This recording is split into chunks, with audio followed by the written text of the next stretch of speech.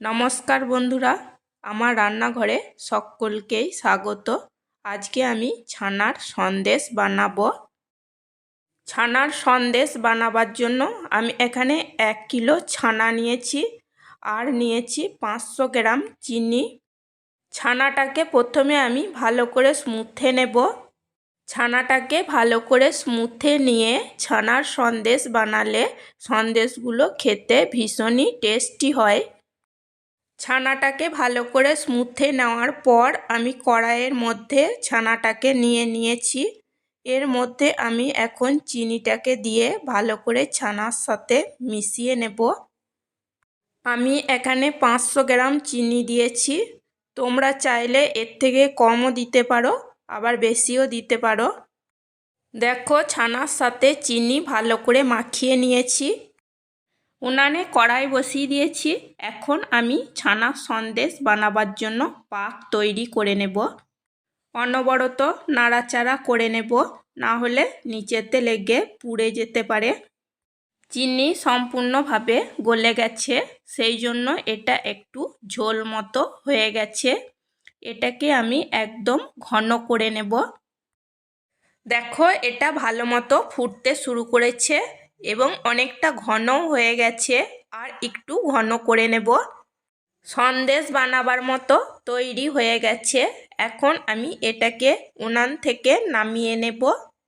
উনান থেকে নামিয়ে নেওয়ার পর এরকমভাবে আমি একটু নাড়াচাড়া করতে থাকব। দেব 1 চামচ এলাচের গুঁড়ো। এলাচের গুঁড়ো ভালো করে মিশিয়ে নেব। একটু গরম থাকা অবস্থায় সন্দেশগুলো তৈরি করে নিতে হবে। সন্দেশ বানাবার মতো একদম তৈরি হয়ে গেছে। এই বাটিটাতে আমি একটু ঠান্ডা জল নিয়েছি। সন্দেশগুলো যেহেতু একটু গরম অবস্থায় বানাতে হবে, সেই জন্য মাঝে মাঝে ঠান্ডা জলে হাতটা ধুয়ে নিতে হবে।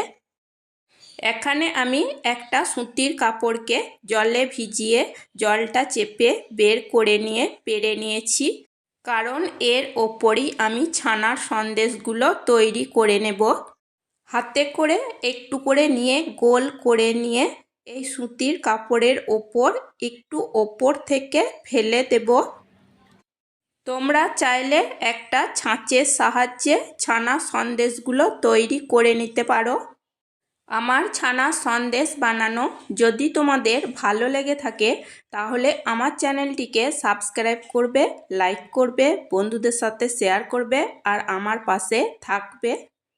এই ছানার সন্দেশগুলো খুবই নরম হয়, মুখে দিলেই মিলিয়ে যাবে এবং খেতে ভীষণ ভালো লাগে। একটা সন্দেশ খেলে আবারও সন্দেশ খেতে মন হবে। ছানার সন্দেশগুলোকে রুম টেম্পারেচারে 4-5 দিন রেখে খাওয়া যাবে এবং তারপরে ফ্রিজের মধ্যে রেখে দিতে হবে।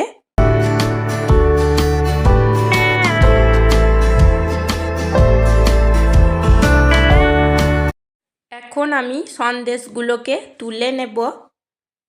একটা সন্দেশের ওপর আর একটা সন্দেশ রেখে দেব।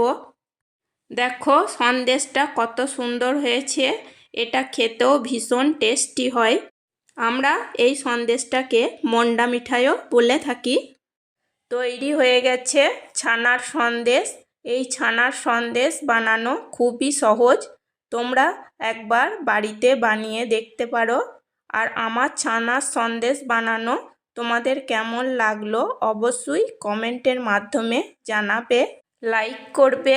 তোমাদের একটা লাইক আমার কাছে অনেক মূল্যবান। আমার এই ছোট্ট চ্যানেলটিকে সাবস্ক্রাইব করে আমার পাশে থাকবে।